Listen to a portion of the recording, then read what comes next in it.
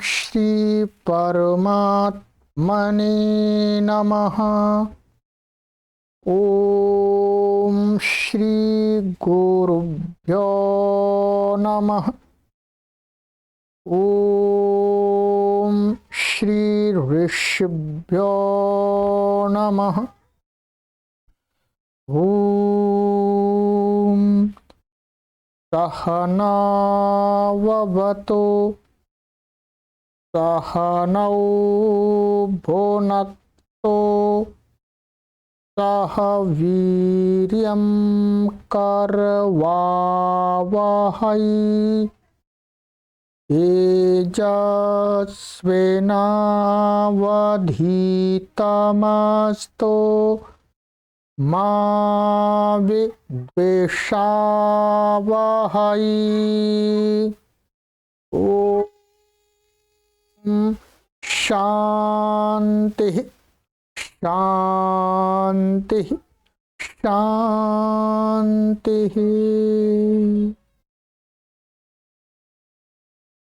सर्वेभ्यो नमः। देववाणी संस्कृतम यूट्यूब चलदृश्यं प्रति भवतां भवतीनां च हार्दं स्वागतम्।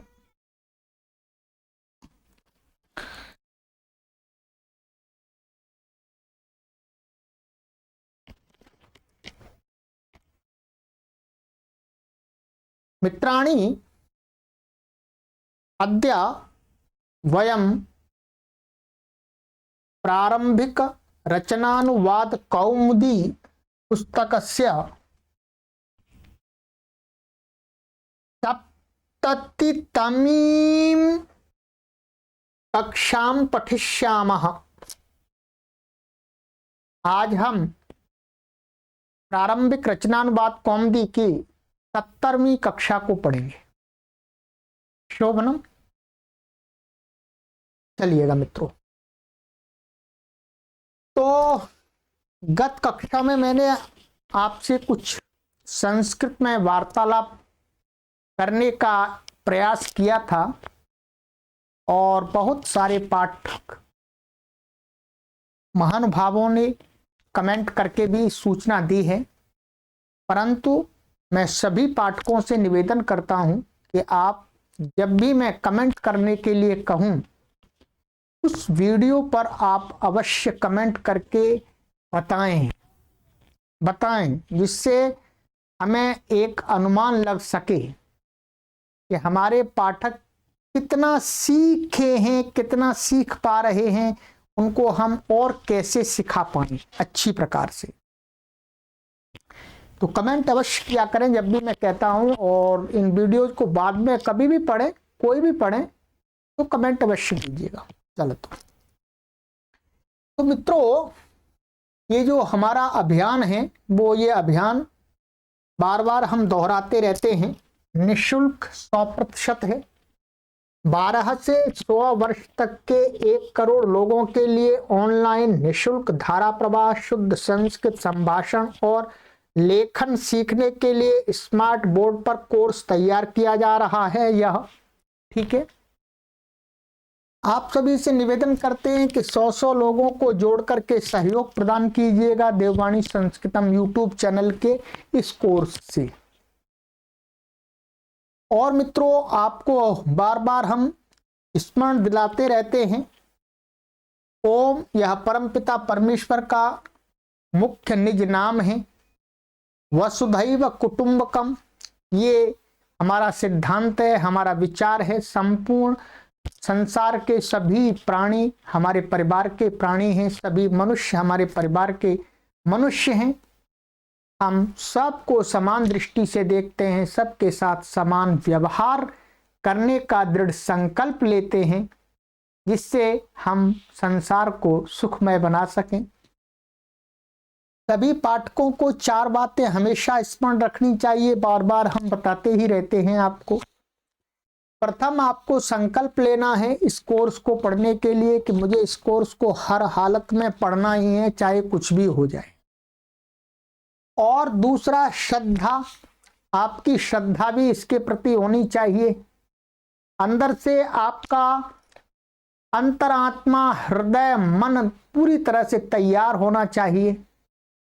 धैर्य और पेशेंस के साथ में, धैर्य के साथ में आपको पढ़ना है, जल्दी नहीं करनी है। और चौथा, परिश्रम भी करना है, क्योंकि हम बार बार कहते हैं ये संस्कृत भाषा है, कोई जादू की छड़ी से नहीं आती है। कोई भी भाषा जादू की छड़ी से नहीं आती है, वैसे संस्कृत भी नहीं आती है। यदि संस्कृत भाषा में आपको कौशल प्राप्त करना है, नैपुण्य प्राप्त करना है, निपुणता प्राप्त करनी है, तो आपको परिश्रम तो करना ही होगा। तो परिश्रम कीजिएगा। चलिएगा आगे चलते हैं। ये संपर्क सूत्र है, इन पर आप संपर्क कर लीजिएगा। कोई कठिनाई होती है आपको तो मित्रों, हम 13वां अभ्यास पढ़ रहे थे, कुछ इसका पाठ हमने पढ़ लिया था और फिर मैंने अभ्यास कराने का प्रयास किया था। अभी तो हमारे जो सर्वनाम है, ध्यान देंगे, इस पाठ को पढ़ेंगे। अभी हमारे जो सर्वनाम हैं, तद, एतद, इदम, सर्व और युष्मद, अस्मद, इनका अभ्यास में और कराऊंगा आपको। अभी कराया नहीं है, कराऊंगा अभी, ठीक है। तो चलिएगा इस पाठ में आज हम आरंभ चलते हैं। ये शब्दकोश मैंने आपको कंप्लीट करा दिया था, ये हमने पूरा कर लिया था, इसको पढ़ने की अब आवश्यकता नहीं है, आपको पहले पढ़ा दिया है, ठीक है। और व्याकरण के पाठ में युष्मद शब्द के और साथ में हमने अस्मद शब्द के भी आपको रूप स्मरण करा दिए थे, ठीक है। क्री धातु के रूप आपको पहले ही स्मरण करा चुके हैं और पंचमी के नियमों को आज पढ़ेंगे, ठीक है। पंचमी के नियमों को, कुछ नियमों को तो हमने पढ़ लिया है, ठीक है, और ये नियमों को आज पढ़ेंगे।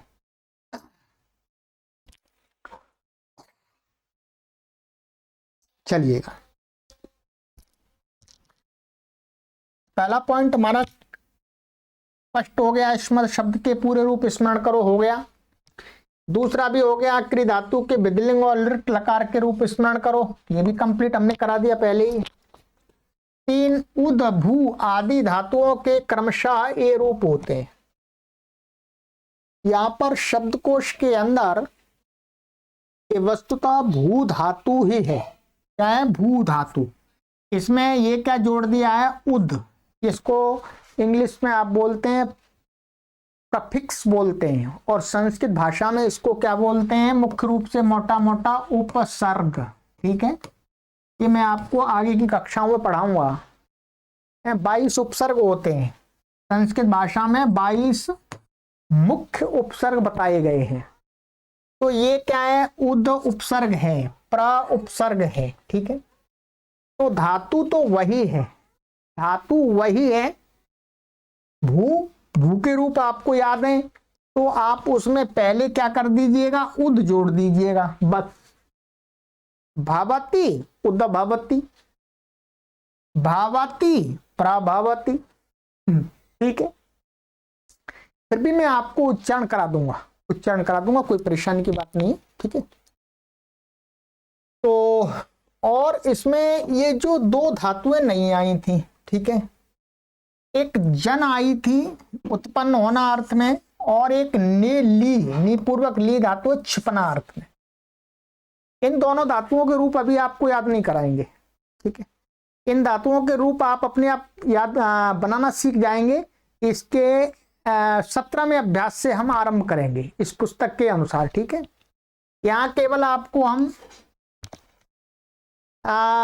जो रूप यहाँ लिखा हुआ है वही बताएंगे, ठीक है, अधिक नहीं अभी बताएंगे, क्योंकि अलग प्रकार से चलते हैं आत्मनिपद में। तो चलिएगा, यहाँ पर महाराज जी ने कहा है, क्या कहा है?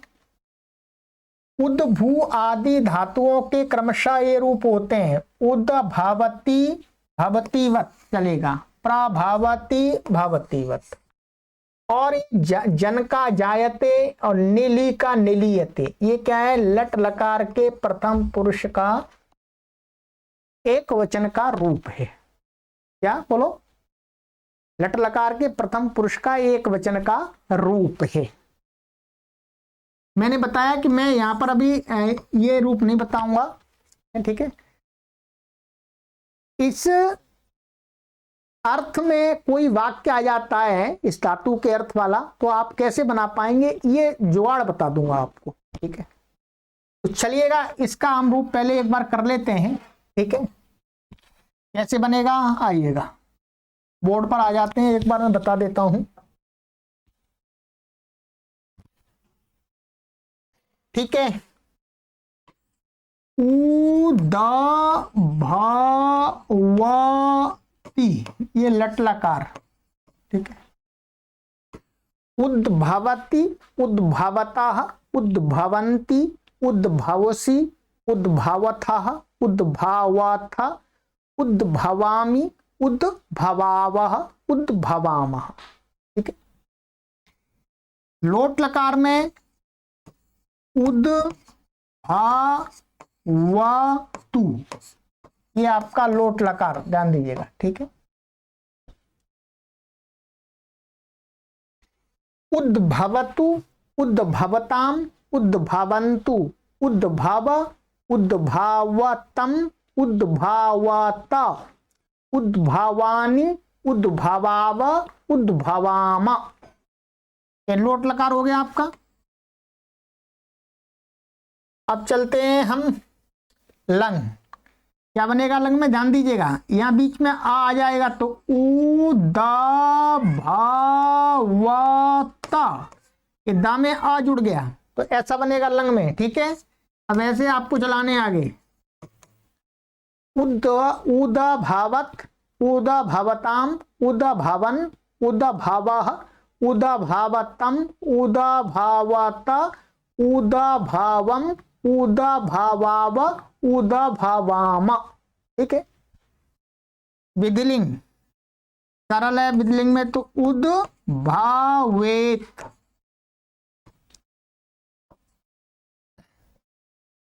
ये विधिलिंग आपका।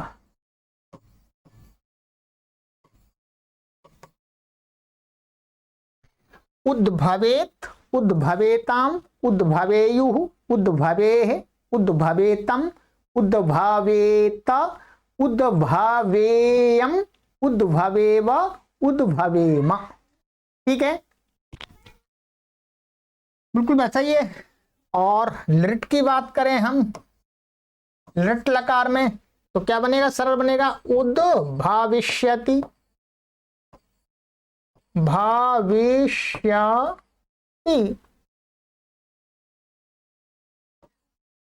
उद्भाविष्यति, उद्भाविष्यतः, उद्भाविष्यन्ति, उद्भाविष्यसि, उद्भाविष्यथः, उद्भाविष्यथ, उद्भाविष्यामि, उद्भाविष्यावः, उद्भाविष्यामः। ठीक है, ये हो गया आपका पूरा। ठीक है, पांचों लकारों में। अब इसमें क्या करना है आपको, अब इसमें आप उसका चलाइएगा प्रपूर्वक, तो प्रपूर्वक मैं इसी का बना देता हूं आपको सबका। ठीक है, देखिएगा यहां पर इसको हटा देंगे आप और क्या करेंगे, प्र जोड़ देंगे, प्रभावति, प्रभावतः, प्रभावन्ति, प्रभावसि, प्रभावथः, प्रभावथ, प्रभावामि, प्रभावावः, प्रभावामः। ठीक है, इसी प्रकार से आप इसमें जोड़ दीजिएगा, लोट, प्रभावतु, प्रभावताम, प्रभावन्तु, प्रभाव, प्रभावतम, प्रभावत, प्रभावानि, प्रभावाव, प्रभावाम। ठीक है, आगे यहां क्या जोड़ेंगे आप, यहां क्या हो जाएगा, और प्र का मिलकर के दीर्घ हो जाएगा तो क्या बनेगा, प्रा, ध्यान दीजिएगा, प्राभवत, प्राभावताम, प्राभवन, प्राभवः, प्राभावतम, प्राभावत, प्राभवम, प्राभवाव, प्राभवाम। ठीक इसी प्रकार से यहां पर जोड़ लीजिएगा,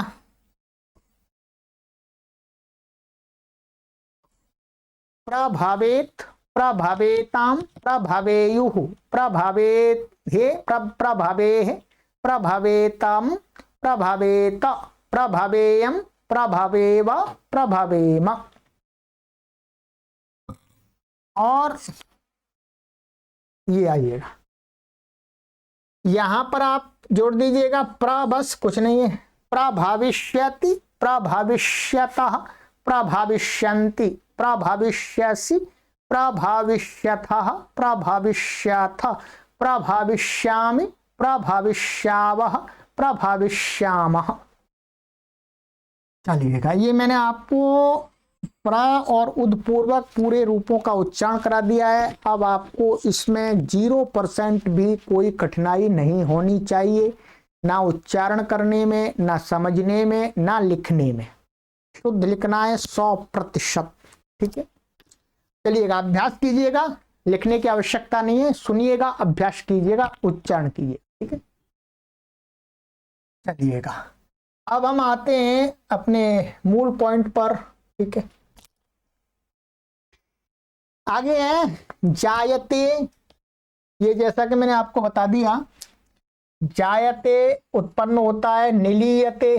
ठीक है, तो जायते यदि उत्पन्न होता है, इसका अर्थ क्या है? उत्पन्न होता है। तो आप उत्पन्न होने को ऐसा भी लिख सकते हैं, उत्पन्नः भवति, ये भी ऐसे ही संस्कृत है। उत्पन्नः भवति अथवा जायते, एक ही बात है, दोनों का एक ही अर्थ है। ठीक है, उत्पन्न होता है, उत्पन्न भवति, जायते, जायते का अर्थ भी वही है। तो यदि मानिएगा उत्पन्न अर्थ कहीं पर वाक्य में आ जाता है, उत्पन्न लिखा हुआ, तो आप इसका रूप मत प्रयोग कीजिएगा, कठिन है, ये लिख दीजिएगा उत्पन्नः भवति। जैसे वृक्षः उत्पन्नः भवति, तो वृक्षः यहां लिख दीजिएगा, वृक्षः उत्पन्नः भवति, वृक्ष उत्पन्न होता है। अथवा आप ऐसा भी लिख सकते हैं, वृक्षः जायते, वृक्ष जन्म होता है। अथवा पुत्र उत्पन्न होता है, ऐसा लिख दीजिए, पुत्र उत्पन्न होता है। तो आप क्या करेंगे, यहां पर ये पुत्रः उत्पन्नः भवति, एक ही बात है। अथवा पुत्रः जायते, तो आपको जायते के रूप याद करने की आवश्यकता भी नहीं है, और आगे कराएंगे भी हम, वैसे कराएंगे, कोई चिंता वाली बात नहीं। ऐसे ही निलीयते, निलीयते का अर्थ होता है छिपना। क्या है? छिपना। तो आप यहां पर क्या कर सकते हैं, निलीयते, तो निलयनम भवति। क्या है? निलयनम भवति, इसके लिए ये प्रयोग कर सकते हैं आप, निलयनम भवति अथवा निलीयते, एक ही बात है। ठीक है,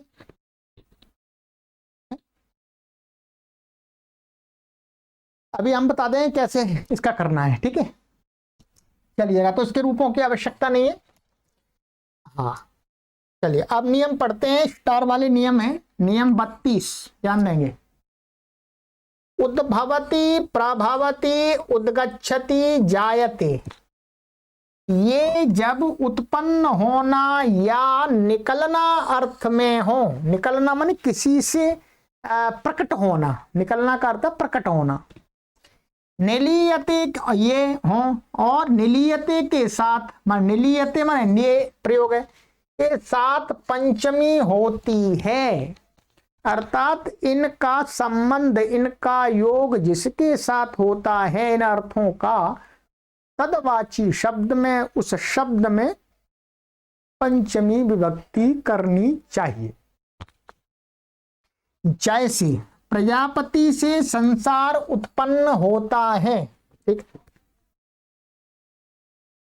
प्रजापते है लोकाः जायते। ठीक है, अब प्रजापते लोकाः जायते, जायते के साथ में पंचमी हो गई। यदि आपको जायते का रूप याद नहीं है तो आप क्या कर सकते हैं, प्रजापते है लोकाः उत्पन्नः भवति, ये तो सरल शब्द है, हिंदी में ही प्रयोग करते हैं, और भवती का भरपूर प्रयोग करते हैं, एक ही बात है।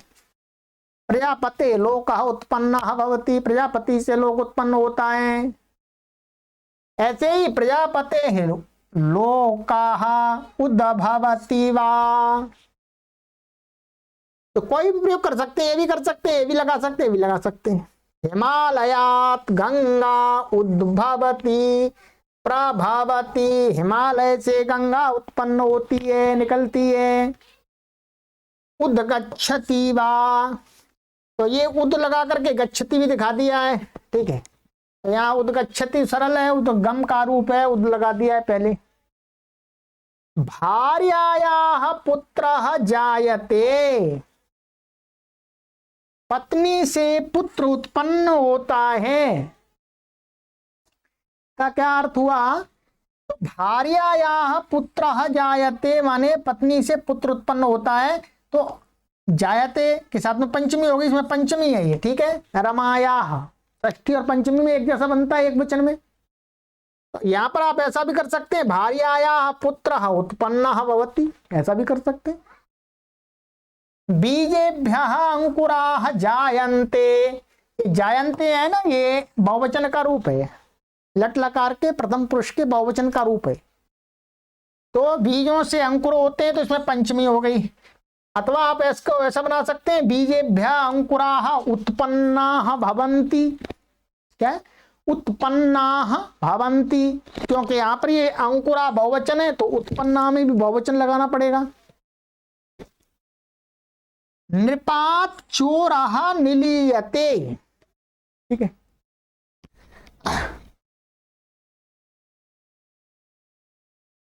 तो राजा से चोर छिपता है, राजा से चोर छिपता है, ठीक है। तो ये हो गया, ठीक है।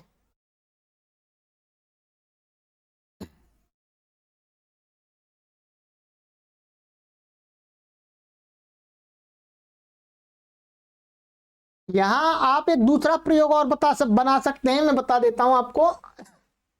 यहां आप ऐसा भी कर सकते हैं, नृपात चोराः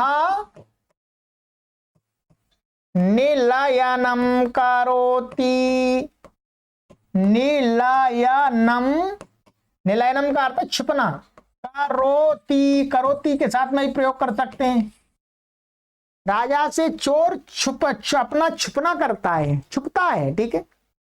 तो ऐसे भी बना सकते हैं, ठीक है। तो इस प्रकार के वाक्य बहुत कम प्रयोग आते हैं, कोई परेशानी नहीं है, तो आप बना सकेंगे, आगे भी आपको सिखा देंगे, ठीक है। चलिएगा, ये हो गया नियम आपका। नियमः त्रयस्त्रिंशत्तमः 33वां नियम। तुलना में जिससे तुलना की जाती है उसमें पंचमी होती है, ध्यान देंगे। तुलना करने के लिए है, माने किसी की किसी से तुलना करते हैं, तो तुलना करने के लिए कम से कम दो चीजें चाहिए। कितनी चाहिए? दो। तो कहते हैं जब किसी की किसी से तुलना करें, तो जिससे तुलना करते हैं उसको कहने वाला जो शब्द होता है उसमें पंचमी कर देनी चाहिए। देखिए उदाहरण में, जैसे राम से कृष्ण अधिक चतुर हैं, तो राम से कृष्ण की तुलना की जा रही है, तो कृष्ण की तुलना की जा रही, किससे की जा रही? राम जी से। तो राम में क्या हो जाएगी? पंचमी हो जाएगी। तो रामात कृष्णः पटुतरः है, माने राम से कृष्ण अधिक चतुर हैं, तो रामात में पंचमी हो गई, ठीक है। ऐसे धन से ज्ञान अधिक अच्छा है, तो ज्ञान की तुलना धन से की जा रही है, तो ज्ञान किससे अच्छा है? धन से। तो धनात ज्ञानम गुरुतरम, धन से ज्ञान गुरुतर है, माने श्रेष्ठ है, तो धनात में पंचमी हो गई। दुर्जनात सज्जनः गुरुतरः, दुर्जन से सज्जन गुरुतर माने श्रेष्ठ है, श्रेष्ठ है, भारी है, महान है, कुछ भी कह सकते हैं। तो दुर्जन से सज्जन की तुलना की जा रही है, तो किससे की जा रही है? दुर्जन से। दुर्जन में पंचमी हो गई। असत्यात् सत्यम गुरुतरम, असत्य से सत्य श्रेष्ठ है। तो सत्य, असत्य से सत्य की तुलना की जा रही है, तो किससे की जा रही है? असत्य से। तो असत्य में पंचमी हो गई। आप ऐसा भी कर सकते हैं, सत्य से असत्य की भी तुलना कर सकते हैं, तो ऐसा हो जाएगा। या गुरुतरम नहीं, हम इसको ऐसा भी बना सकते हैं, सत्यात् असत्यम निकृष्टतरम अस्ति। माने सत्य से असत्य निकृष्टतर है, माने निकृष्ट है, हीन है। ठीक है, चलिएगा। तो ये हो गया आपका। ठीक है,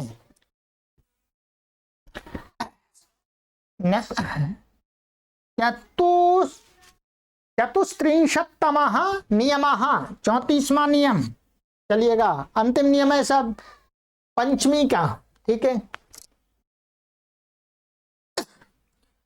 दूर और समीपवाची शब्द में पंचमी, द्वितीया और तृतीया तीनों विभक्तियां होती हैं। ठीक है, सरल नियम है, अच्छा नियम है। कहते हैं दूर, दूर अथवा समीपवाची शब्द, माने दूर को कहने वाले अथवा समीप को कहने वाले, दूर के पर्यायवाची शब्द सिनोनियम्स और समीप के सिनोनियम्स पर्यायवाची शब्द हैं। उन सभी, क्या कहते हैं, उन सभी शब्दों में, उन शब्दों में ही, दूरवाची और समीपवाची शब्दों में पंचमी विभक्ति भी कर सकते हैं आप, द्वितीया भी कर सकते हैं, तृतीया भी कर सकते हैं। अर्थ समान होगा, अर्थ समान होगा। ठीक है, तीनों विभक्तियां होती है। जैसे गांव से दूर, ध्यान दीजिएगा, गांव से दूर आपको कहना हो तो आप कह सकते हैं ग्रामात् दूरम, ये द्वितीया हो गई। ध्यान दीजिएगा, क्या है? जनकस्य समीपम, समीपात, समीपेन वा। अब देखिए, जनक से समीप या जनक के समीप, दोनों का अर्थ एक ही है, दोनों का अर्थ एक ही है। जनकस्य समीपम, अब यहां समीपम में द्वितीया हो गई, पंचमी हो गई और एक तृतीया हो गई। तीनों लगा सकते हैं आप और एक ही अर्थ आएगा। जनकस्य समीपम, जनक से समीप, जनकस्य समीपात, जनक के समीप, और जनक से समीप, और समीपे जनक, जनकस्य समीपे ना, जनक के, जनक से समीप। ठीक है, ऐसे यहां पर भी कर सकते हैं। ग्रामात दूरम, ग्रामात दूरात, ग्रामात दूरेण, तीनों का अर्थ एक ही होगा, कोई अंतर नहीं आएगा अर्थ में, ध्यान देंगे। ठीक है, इसमें ये नियम लग रहा है, ये लग रहा है इसमें, इसमें नहीं लग रहा है, यहां पर नहीं लग रहा है, ये वाला नियम यहां पर पंचमी नहीं कर रहा है, यहां द्वितीया कर रहा है, यहां द्वितीया कर रहा है, यहां पंचमी कर रहा है, यहां तृतीया कर रहा है। ठीक है, पिता के पास से आया हूं, इन सब का ये अर्थ है। ठीक है, माने यहां ऐसा आया हूं, ऐसा आएगा। जनकस्य समीपम आगच्छामि, तो पिताजी के पास से आया हूं। जनकस्य समीपात, पार्श्वात, निकटात व आगच्छामि। अच्छा, ये इसका है, आगे इसका प्रयोग दिखा दिया। क्या दिखा दिया? इसका प्रयोग दिखा दिया। ये समीपात हो गया, पार्श्वात हो गया, निकटात, ये पर्यायवाची शब्द दिखा दिया, पंचमी करके दिखा दिए। आप द्वितीया भी कर सकते हैं, तृतीया भी कर सकते हैं, अर्थ समान रहेगा। ठीक है, चलंतु ये हो गया आपका नियम। पंचमी का नियम आपको ये मैंने पढ़ा दिया कि पंचमी कहां कहां, तो ये पंचमी के नियम, बात थोड़ा रिपीट भी हो सकती है यहाँ थोड़ा। तो पंचमी के नियमों को हमने 2 अभ्यासों में पढ़ा है, ध्यान देंगे इस पुस्तक के अंदर, 12वें अभ्यास में और 13वें अभ्यास में। ठीक है, प्रारंभिक अवस्था के लिए इतने नियम पर्याप्त हैं पंचमी में। ठीक है, अब मैं आपको एक बार फिर दोहरा देता हूं कहां कहां पंचमी करनी है आपको। ठीक है, एक था अपादान कारक में पंचमी होती है, माने अपादान जो कारक होता है कोई जो दो वस्तुएं जब अलग होती हैं तो जिससे अलग होती है और जो वस्तु पूर्व की स्थिति में स्थित रहती है उसमें पंचमी हो जाती है। ठीक है, जैसे वृक्षात पत्रम पतति, अश्वात मनुष्य पतति, तो वृक्षात में पंचमी हो गई। ठीक है, इसी प्रकार से भय और रक्षार्थ की धातुओं के साथ भय के कारण में पंचमी होती है, जिससे भय होता है। ठीक है, रक्षा करने की धातुओं के योग में अथवा भय वाली धातुओं के साथ में, जैसे चोरात विभेति, चोरात त्रायते। ठीक है, चोर से भय है, चोर से ही रक्षा की जा रही है भय के कारण से, तो चोर में पंचमी हो गई है। इसी प्रकार से नियम बताया था, जिससे विद्या पढ़ी जाए उसमें पंचमी होती है। ठीक है, जैसे गुरोह पठति उपाध्यायात अधीते, पंचमी हो गई है गुरोह में और उपाध्यायत में। जिस वस्तु से किसी को हटाया जाए उसमें पंचमी होती है, माने किसी को हटाया जा रहा है, तो जैसे क्षेत्रपालका यवेभ्या पशुम वारयति निवारयति व यवेभ्या में पंचमी हो गई। ये नियम थे, और आज हमने जो नियम पढ़े हैं ये नियम है। ठीक है, अब ध्यान दीजिएगा, अब मैं आपको एक सरल नियम बताने जा रहा हूं। इन सब नियमों का प्रयोग करने का एक सरल तरीका। ठीक है, आप इसमें पंचमी बताई, इससे यहां पंचमी होती है, और पंचमी के आप सभी शब्दों के पंचमी के रूप याद नहीं है आपको, अथवा याद नहीं आ रहे, कोई बात नहीं। एक सरल नियम है कि ये वाली जो पंचमी जहां जहां बताई है, पंचमी के स्थान में हम एक दूसरा काम कर सकते हैं। क्या? पंचमी के स्थान में हम एक दूसरा काम कर सकते हैं। ठीक है, यदि आपको पंचमी विभक्ति के रूप याद नहीं आ रहे किसी शब्द के, तो कोई चिंता की बात नहीं, डरने की बात नहीं है। मैं आपको यहां पर एक एग्जाम्पल लिख के देता हूं। ठीक है, जैसे हमने एक उदाहरण बनाया था अभी कि वृक्षात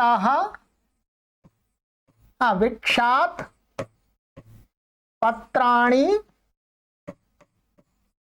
पतंती, माने वृक्ष से पत्ते गिरते हैं या गिर रहे हैं। ठीक है, यहां पंचमी लगी है।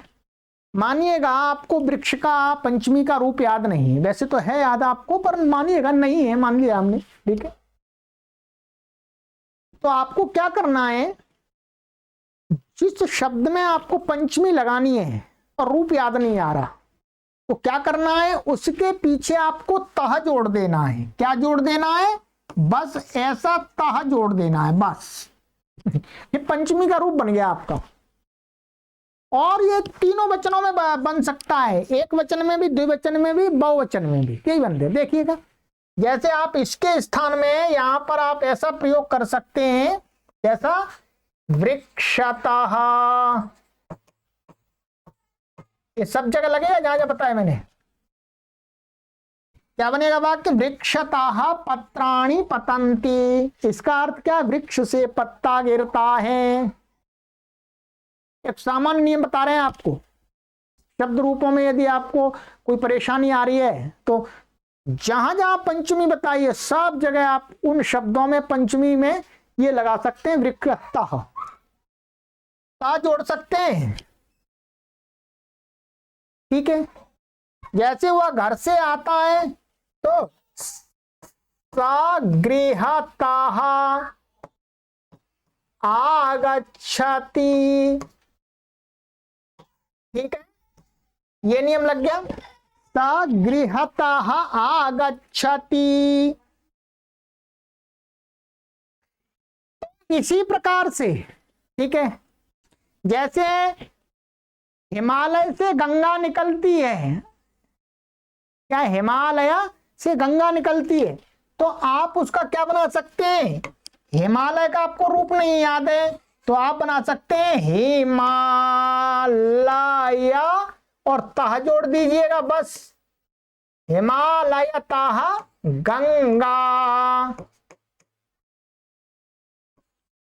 प्रभावती। ये नियम हम अवश्य ध्यान रखें। यदि पंचमी का आपको रूप याद नहीं आ रहा है तो आप तह लगा दीजिएगा, हिमालयतः। अब देखिएगा ये तो एक वचन का आप समझ रहे हैं, एक वचन नहीं है, इसका तीनों वचन अर्थ हो सकते हैं। एक हिमालय से गंगा निकलती है, यदि दो से निकलती है तो दो हिमालय हो जाएगा अर्थ, और यदि बहुत सारे हिमालय हैं उनसे गंगा निकलती है तो वो भी हो जाएगा। वैसे यहाँ पर हिमालय एक ही है, तो ऐसा मानिएगा कि दो विद्यालय से दो छात्र आते हैं, हम ऐसा वाक्य कहना चाह रहे हैं, ठीक है। तो हम क्या करेंगे, द्वौ छात्रौ विद्यालयतः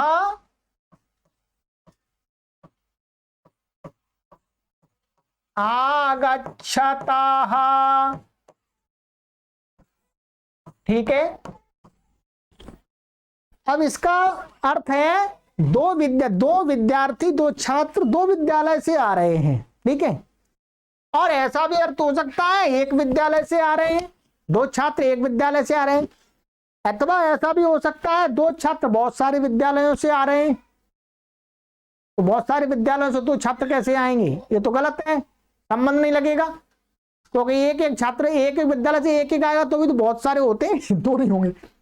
तो ये वाक्य में वहां प्रसंग से हम लगा लेंगे कि ये एक है या दो हैं या बहुत हैं, ठीक है। तो ये एक सामान्य नियम बता दिया मैंने। यदि आपको किसी पंचमी के रूप याद नहीं आते हैं तो आप मूल शब्द को लीजिएगा, उसके पीछे ता लगा दीजिएगा, पंचमी विभक्ति का रूप बनके तैयार, ठीक है। और याद है तो पंचमी का प्रयोग कीजिएगा, ठीक है। चलिएगा, तो ये हो गया आपका ये आपके पंचमी का नियम क्लियर हो गया पूरा एकदम, ठीक है। ये अब मित्रों ध्यान देंगे, चलिएगा अब मैं आपको कुछ कार्य दूंगा, वो आपको कार्य करना है। कार्य अर्थात कुछ शब्दों को और लिखाना है जो हमारे व्यावहारिक शब्द हैं। व्यावहारिक शब्दों को मैं लिखाता जा रहा हूं निरंतर, ध्यान रखेंगे आप कॉपी पर। तो आज मैं आपके लिए कुछ व्यावहारिक शब्द लिखा रहा हूं जो पारिवारिक शब्द, पारिवारिक अर्थात अपने परिवार में जो हमारे रिलेशंस हैं उनके लिए हम प्रयोग करते हैं। चलिएगा, आप अपनी कॉपी तैयार कर लीजिएगा, पेन उठाइएगा और लिखिएगा, ठीक है।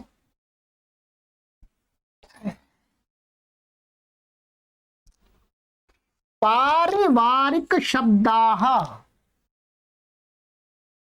माता, माता मीन्स मां, ठीक है। ये ध्यान देंगे, यहां मैं कोष्ठक में ऐसा लिख रहा हूं, आप भी लिख लीजिएगा, ठीक है। यहां पर आपको ये जो रूप लिखाए जा रहे हैं, ये जो शब्द लिखाए जा रहे हैं संस्कृत के, ये सभी शब्द प्रथमा विभक्ति एक वचन के हैं, इनके रूप चलते हैं सभी विभक्तियों में। तो अभी आप सभी का रूप नहीं चला पाएंगे, तो आप प्रथमा विभक्ति का रूप यहां देख लीजिएगा भी, ठीक है। ये मूल शब्द क्या है, वस्तुतः मातृ शब्द है।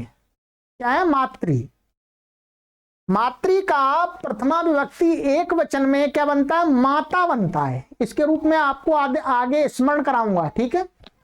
ये ऋकारांत शब्द है, तो अभी छोड़िएगा, माता लिख लीजिएगा, कोष्ठक में री लिख लीजिएगा। और कोई आपकी जानकारी के लिए, आपको ये ध्यान रखना है अपनी जानकारी के लिए कि ये मूल शब्द कैसा है, मातृ। ये मातृ है मूल शब्द, इसका जब रूप चलाते हैं तो माता बनता है, ठीक है। जनकाः, जनका मीन्स पिता, और पिता को पिता भी बोलते हैं, संस्कृत का है। इस पिता का मूल शब्द क्या है? पितरी। क्या है? पितरी। तो कोष्टक में इसके आगे री लिख लीजिएगा, ठीक है।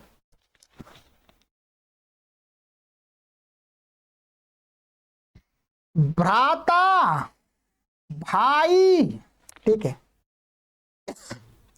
इसको भी कोष्टक में लिख लीजिएगा री, ऐसा। ये भी मूल शब्द क्या है? भ्रातृ। तो भ्राता, भ्राता माने भाई।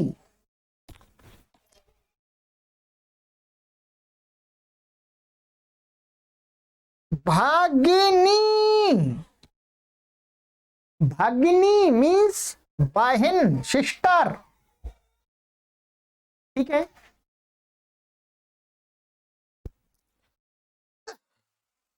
चलिएगा आगे लिखिएगा।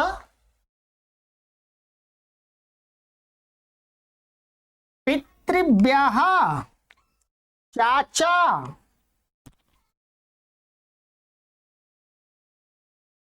पितृव्या, चाची,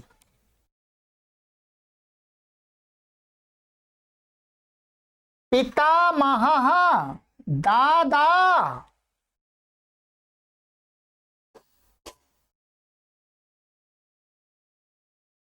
पितामही, दादी,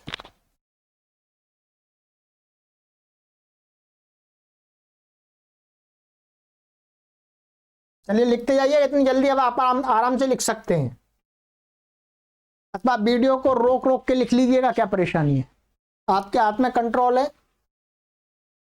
माता महा, नाना,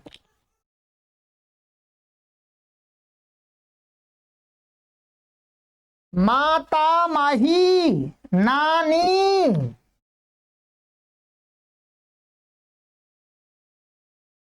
मातुलाह, मामा,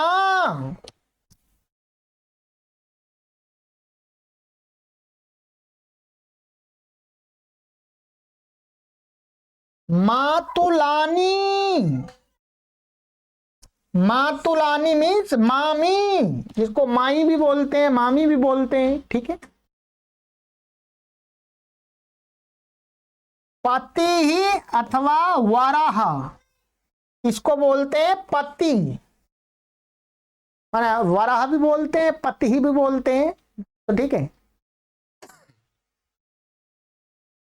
जाया अथवा भारिया अथवा पत्नी, इन तीनों का अर्थ है पत्नी। पत्नी को आप जाया भी बोल सकते हैं, भारिया भी बोल सकते हैं, पत्नी भी बोल सकते हैं, ठीक है।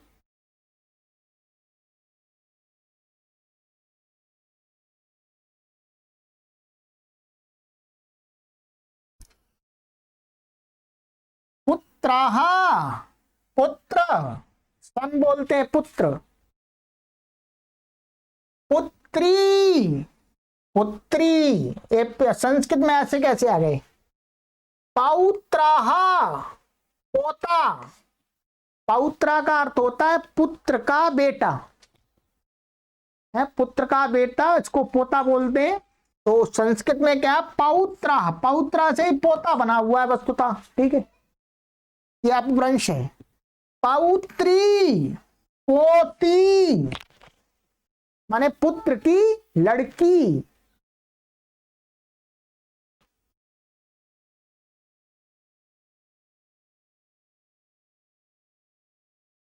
दौहित्रः, दोहता देवता। दौहित्र होता है बेटी का लड़का, पुत्री का लड़का। दौहित्री, दोहती अथवा देवती माने बेटी की लड़की।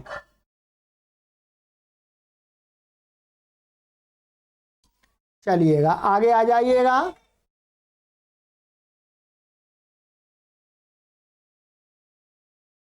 ज्येष्ठः, जेठ, जेठ अर्थात कोई भी स्त्री है उसके पति के बड़े भाई की पत्नी, बड़े भाई का बड़ा भाई, पति पति का बड़ा भाई, जेठ, ज्येष्ठ से जेठ बन गया। देवराह, देवर माने पति का छोटा भाई। ननंदा, ननंद, इसको ननद बोलते हैं, ननंद भी बोलते हैं, ठीक है, अर्थात पति की बहन। तो ये ननंदा, मूल शब्द क्या है, ननंद्री है, तो इसका रूप चलाएंगे तो ननंदा ऐसा बनेगा। आबुत्ताह, जीजा, जीजा आप सभी जानते हैं।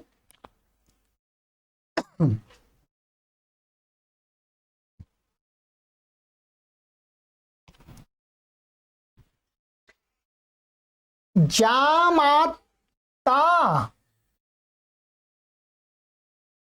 जामाता ये मूल शब्द क्या है, जामात्री, तो जामाता बनता है दामाद अथवा जमाई, माने बेटी का पति।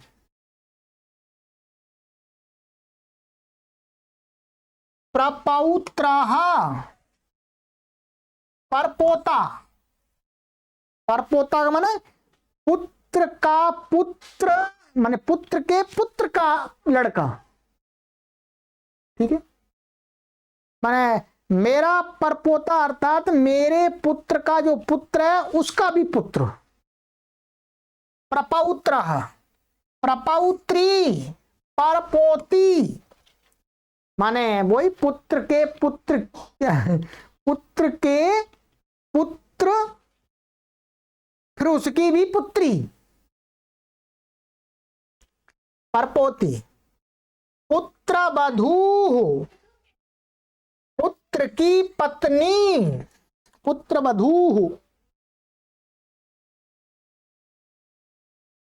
चलिएगा, मातृभगिनी, क्या है ये, मातृभगिनी माने मौसी, मातृभगिनी पति ही मौसा, सरल शब्द। देखिए मातृ माने माता, माता की बहन, माता की बहन को तो मौसी बोलते हैं, और मातृभगिनी पति ही माने माता की बहन का पति मौसा होता है, ठीक है। तो शब्द जोड़ दिए, वही बन गया, आपको आराम से समझ सकते हैं इसमें। माता की बहन का पति मौसा, मातृ भगिनी पति ही। ऐसे ही पितृभगिनी, बुआ माने पिता की बहन को बुआ बोलते हैं, पितृभगिनी। पितृभगिनी पति ही, यहाँ विसर्ग लगा लीजिएगा, छूट गया यहाँ पर, ठीक है, विसर्ग है। फूफा, फूफा सभी जानते हैं, ठीक है, माने पिता की भगिनी बहन का पति फूफा होता है।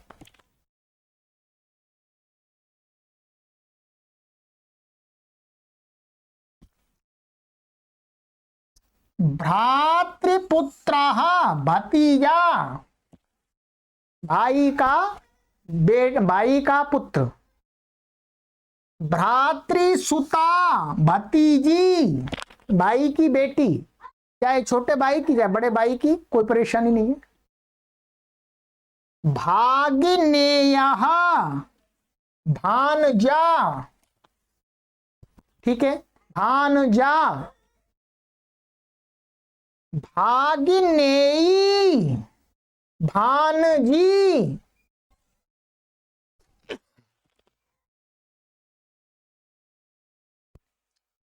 माने भानजी माने भगिनी, बहन की लड़की।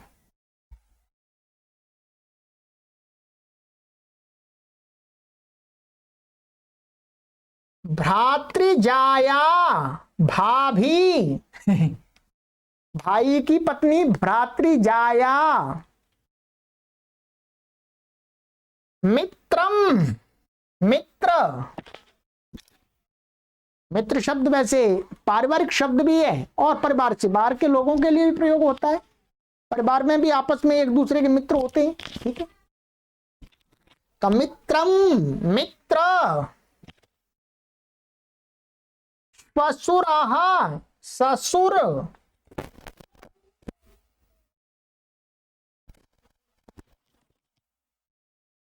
श्वश्रूः सास,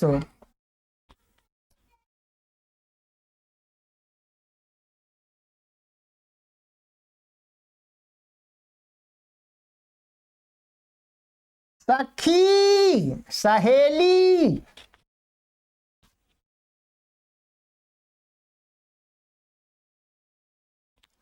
प्यालाहा साला,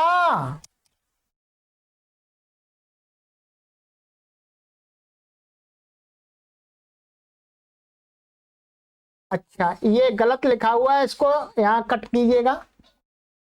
यहां पर होगा श्याली, ऐसा होगा, यहां लिखिए श्याली, ये गलत लिखा हुआ है। श्याली, श्याली माने साली।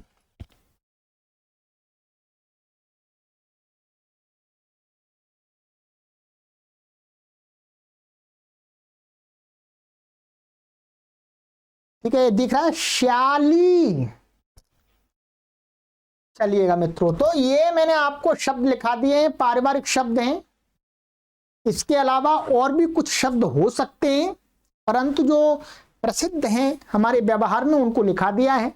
और भी शब्द आपको चाहिए तो एक हमारे पास में शब्दकोश है, एक शब्दकोश है, ये हिंदी संस्कृत कोश, ठीक है। इसमें आपको, यदि आप हिंदी जानते हैं, हिंदी का शब्द जानते हैं और उसके लिए संस्कृत का शब्द जानना चाहते हैं, तो इसमें हर शब्द के लिए संस्कृत का शब्द दिया है, ठीक है। तो ये इस कोश को आप यदि फिर अधिक जानकारी के लिए तो ये कोश चाहिए, ठीक है। हमें भी कभी याद नहीं आता अथवा जानकारी नहीं होती है तो हम इन कोशों में देख लेते हैं, ठीक है। तो अधिक शब्दों की जानकारी के लिए एक कोश खरीद सकते हैं, हिंदी संस्कृत कोश। आप व्हाट्सएप नंबर पर संपर्क कर लीजिएगा अथवा आप गूगल में सर्च कर लीजिएगा, देववाणी संस्कृतम.com वेबसाइट है, उससे आप मंगा सकते हैं, ठीक है। सामान्य शब्दों के बोध के लिए मैंने आपको यहां लिखा दिए हैं, ठीक है। तो चलिएगा मित्रों, अब आगे की कक्षा में आपको गृह कार्य दिया जाएगा, ठीक है। इन शब्दों को आप ध्यान रखें, आगे हम संभाषण में इन शब्दों का पूरा प्रयोग करने वाले हैं और अपनी गुरु दक्षिणा में आप हमें 100 लोगों को जोड़ करके सहयोग प्रदान करें, यही गुरु दक्षिणा है, ठीक है। चलिएगा, सर्वेभ्यो नमः।